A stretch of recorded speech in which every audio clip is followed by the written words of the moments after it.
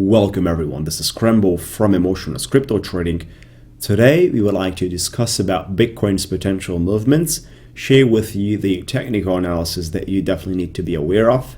We're going to discuss short-term details, medium-term, and long-term. So you can use this for day trading, swing trading, and long-term trading as you prefer. Then we would like to cover the news of the space, which are important for today. And of course, discuss whatever is important out there. Just going to walk through spontaneously on the things that matter. Good. First thing here that I want to share with you is the BTC dominance, which is suffering resistance at 60% and crashes down to 55%. Now it's forming again up to 56%. You can see it right here at the top on CoinMarketCap.com. That tells me that the altcoin market is reacting at the time BTC dominance is touching 60%, and then it starts dominating the entire space. This is one thing that we would have to be aware of for sure, as long as we want to consider the altcoin market as a place to invest in the battle of the BTC market. Now, we've seen Ethereum pumping up. They went up to $260, $70. We've seen Bitcoin Cash going up to $450. So I've seen the altcoin markets going 30, 40% in the last 2 weeks, which means something. And that thing right here, which moves the market, is of course the period, which is one way a bullish one compared to what we used to be in 2018. And then the market environment has changed already. So those are some extra things which are putting it together, and they're shaking the altcoin market, especially when we have to discuss differences from the all-time high, which are above 10x for majority of them. So there's still so much to recover and so much to be made of. Stick with us, it's going to be great. Let's dive into the BTCs. Let me just make sure you see the exact charts. We're talking about 5-minute candlestick BTC paired up with a US dollar. Good. I'm going to start from left to right, and you can see right here at the top, we're starting with a downtrending resistance line, which is definitely applied with correct tops right here, another one right here, and a third one applies with a perfect confirmation with a long failure confirmation as well. So there's two confirmations appearing. Longs have tried with a W pattern right here at the bottom, forming a short failure. They did pump it up the market quite fast. In a matter of a few minutes, we were able to increase 2%, nearly 2% for the BTC, and touching the resistance, something that we were hoping that we're going to break out again out of the $8,000 resistance and go parabolically from there one more time. It seems that the resistance line has been confirmed, and it's powerful as of right now. By the way, how we're looking at this chart and the way it's structured, we have something like this. A support line which is pretty horizontal, and it starts from here. It has multiple confirmations along the way from both points, support and resistance, right? Look at that. Multiple confirmations of support appearing very nicely as well here. So the W is appearing constantly, which is awesome. And that tells me one thing. Right here is the horizontal movement. It looks something like that. Then we have this one right here, the resistance line, just like we see this. As well is the market, which is going something like that. And it's squeezing till a point where it needs to explode. Now, by the way, this pattern usually it looks like the explosion is happening on the upper side, right? So originally speaking, we have 80% chances for this explosion to happen on the upper side. What you guys can do is you can wait this level once again and buy long from here. This is something I would definitely suggest you. Wait the level above $8,000 and go long. Talk about a 2-hour candlestick. This is another uptrending channel support line representation right here with multiple confirmations on the bottom side. Well, at the top, we have the uptrending channel resistance line, which is definitely doing their job. What else could be said? Well, so many things, because we have the 7,750 upper structure support line, this blue one right here, which keeps us above the middle part of the pattern. The pattern is called the triangle here, and we can clearly see that there's going to be an explosion at some point right here or earlier. Either way, it needs to explode. 7,450 is the lower structure support, the lower part, right? There's the upper structure, there's the lower structure. Both of them have a support right here in this case scenario, and we're getting supported by both of this quite aggressively. As you can see, they're forming the limits between the structures. Therefore, we have three things which are pretty important right now, is that we're sitting in the upper part of the triangle. And this is pretty bullish, as long as we're not going to fall below 7,750. As long as we're not going to fall below 740.50, we're good to go for an explosion above the resistance line of the uptrending channel, just like that. Explosion, an explosion that could drive us pretty parabolically. Take a look at that. This is the Fibonacci retracement for the one-day candlestick in order to represent where the explosion could go.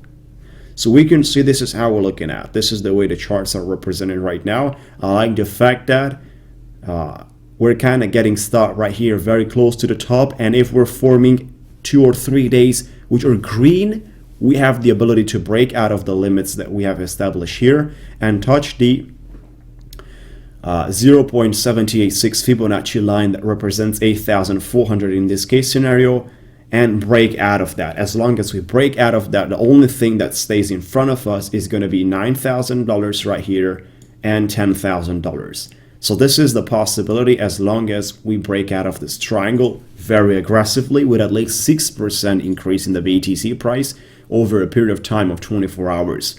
By the way, it needs to be very, very fast. So I would say not 24 hours. I would say 2 to 4 hours parabolic movement, which represents more than 6%. And then on average, based on the last 24 hours, we should be around 6 totally as a minimum, right? So anything above that is great. This is what we actually need in order to force 9,000 and then explode to 10,000. These are the two possibilities, as long as out of that triangle, we go out aggressively. Now, what do I mean by aggressively? Well, something like this. A line like that. That's what we need. As long as we get that, we're great to go. Until you see those kind of things, what you need to do is set up alarms of the market, trade, swing trade or day trade, but do not go into long-term things. Long-term things necessitate a specific environment, which is not really right now better than swing trading or day trading. They're better right now to be completed because multiple movements represents multiple possibilities of making money. Then that means go ahead and do it, right? So 0.618 Fibonacci represents the green line right here, which is powerful, supports us. Previously, it had movement. Look at that. And that's why it's also important for us, because as long as we have another break below possibility, well, the only meaningful for this break below could happen right here, 73,050. This is the place where the meaningful break below could happen. Hopefully, we're not going to reach there. In order to get there, we need to break out of this multiple supports right here, which are actually for the 2-hour candlestick, which represents details of swing trade, but therefore they are still strong. I mean, it doesn't mean that if they're for swing trade, they're weak. No, not at all. You can see that how today in the last 24 hours for the one-day candlestick, we're actually forming a shadow here in the lower part of the body, which tells us that the market is trying to close very, very early with the top that we just been there, which tells me that we're not yet completed with the bull run that we're talking about. If the market is closing very close to the top, then it has power to push towards, right? So keep in mind. One-day candlestick representation for other type of vision is right here. 8,500 is also from a different point of view a resistance point that is pushing us right now at this time pretty hard. But as long as we're going something like this, this is the bottom that we need here, right? That's the bottom, very close to the two tops. Does that make sense to you? Because to the previous bottom compared, we're very high and very, very bullish. So if we close there, the difference from the second top till this bottom right here is a very, very small percentage, which by the fundamentals, it is considered a bullish one. So there, what you want to do is you want to have the resistance line established right there, and once the market breaks out, you buy parabolically through going long. This is how we handle such a trade. Especially this is great for swing trading, guys, and for leverage. As long as we break out of the blue line, I definitely suggest you to do margin trading and leverage stuff, right? So that's all about the technical things. Then we have the VanEck Bitcoin ETF has been delayed. This kind of news were published yesterday. Everyone probably knows about it. There's everywhere talking about this kind of things. And here's another detail which is pretty important considering the adoption of the market and the relationship between the banks, conspiracy, realistic part, and the crypto. Banks are not against the crypto world, and this is just pushed by the ones which are believing in conspiracy theories, which are actually, by the way, translated into theories of their own imagination with no real data of the market, no real data. A conspiracy theory does not need to meet any sort of realistic criteria. It could be based on your total imagination, right? So you can say whatever. This is how a conspiracy theory logic is. Now, Ripple is considered by some people which are hating it that it has no ability to work with the entire blockchain industry because it's related to the banking systems, and the banking systems are against the blockchain and the crypto world. So there is a tension here. Something is not really working in their heads. Well, the truth is not that way. I'm going to tell you something. As long as you create a product which is decreasing the costs of the banking systems, they're gonna work with you.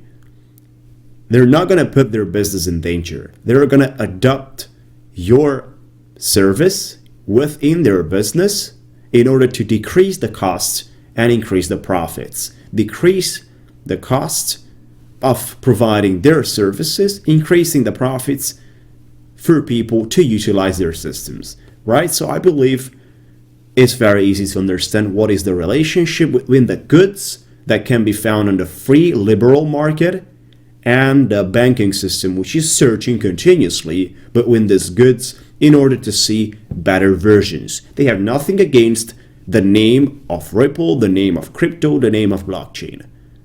They only support this industry as long as it's providing them value. And I'm sure that makes sense to you. So there's no tension between these two, banking world and crypto world. Stop it. It's done. JP Morgan finally admits Bitcoin has value. Here's how they measure it. There's an important post that they say there's an intrinsic value behind a BTC, and they're ready to share that, how they're talking about that. They're also mentioning that it's pretty challenging to see the real value between this token. It's not really purely speculation. There is some value, but it's extremely difficult to define what is the value of the token.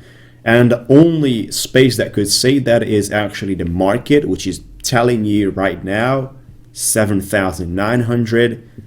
Other things are just pure speculations on what is the realistic value of this thing, cannot be figured out, cannot be discussed, as long as that really discussion is falling into a subjective, total subjective industry.